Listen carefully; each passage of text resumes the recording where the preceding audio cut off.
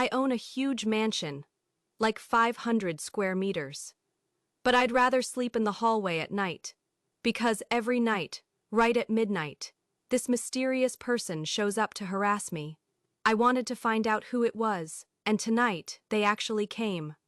Right now, I'm so scared I can't even breathe. I'm desperate to see their face. I married a rich and handsome man. But on our wedding night, I noticed something was off. In the middle of the night, someone kept ringing our doorbell. My husband just ignored it. "Go check it out," I said. "Maybe someone really needs you. What's wrong? Don't look." He told me it was just a wrong doorbell ring. But the look on his face told me it wasn't that simple. We didn't even have time for a honeymoon. The next day, he hurriedly packed for a business trip. And the more I thought about it at home, the more suspicious it felt.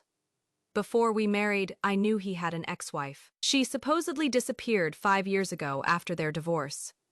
There's also a bedroom in our house that's always locked. He says it contains all her belongings. That night, I was lying in bed overthinking, when suddenly the doorbell rang again. Curious, I peeked through the peephole to see who my husband was afraid of, and I screamed. There was this creepy figure outside. In panic, I grabbed a fruit knife and rushed to stab them. Even if it was a ghost, I would stab. My husband rushed back home early, worried I was alone.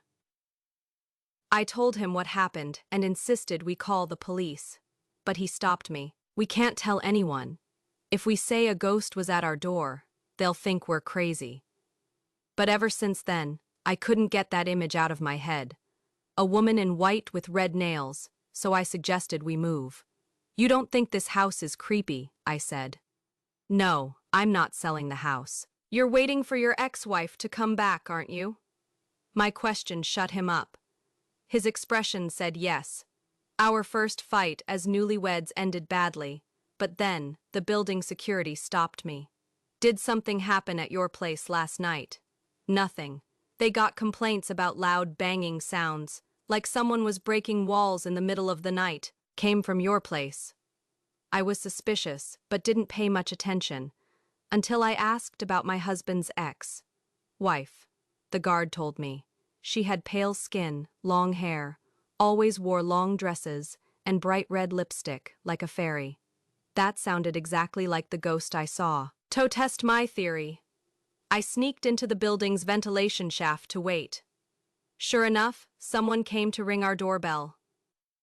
I followed them and saw they went upstairs to apartment 1302. The next day, I braved knocking on their door in broad daylight.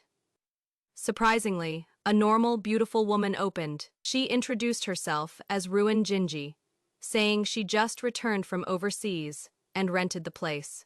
Plus, she runs a beauty salon. But I noticed a strange scar on her wrist.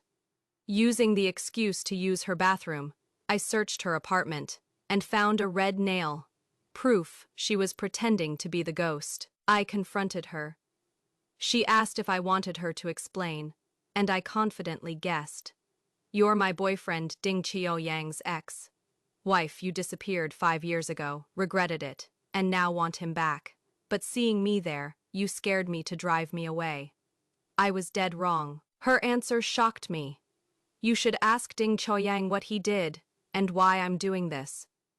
Aren't you scared you're sleeping next to a killer?" Turns out, she wasn't his ex-wife, but his best friend. His ex-wife, Xu Zhilan, vanished 5 years ago after sending a desperate letter only to her. She moved upstairs to scare me, hoping my husband would slip up. Still suspicious of my husband, I hired a locksmith when he was away and opened the locked bedroom. Inside were Xu Zhilan's things. But under the bed, I found a shredded note. When I pieced it together, it said she was pregnant. I confronted my husband. How could a pregnant woman just leave? "What are you hiding?" His answer was chilling. After marrying Xu Zhilan, she never got pregnant. 4 years later, I found out I couldn't have children. But then she told me she was pregnant. That was a lie, and I couldn't face telling you. My heart ached for him. Even though his ex-wife cheated, he bore the pain silently. I defended him, thinking maybe she misunderstood him, and we made up. But then I started sleeping like the dead, waking up sore all over. A neighbor told me, "At night, your place sounds like someone's breaking walls." That's when I realized the milk my husband gave me every night was making me pass out. I ran to that locked bedroom, and behind the wardrobe, I found a huge hole in the wall. Inside was a skeleton. Me husband grabbed my neck, begging me to stay calm. He admitted it was his missing ex-wife, but claimed he didn't kill her. The real killer ruined Jinji, his ex-wife's best friend and his secret lover. She had killed Xu Jilan and framed him, but he destroyed evidence to protect her. I decided to confront her. She admitted everything and then slit her wrist.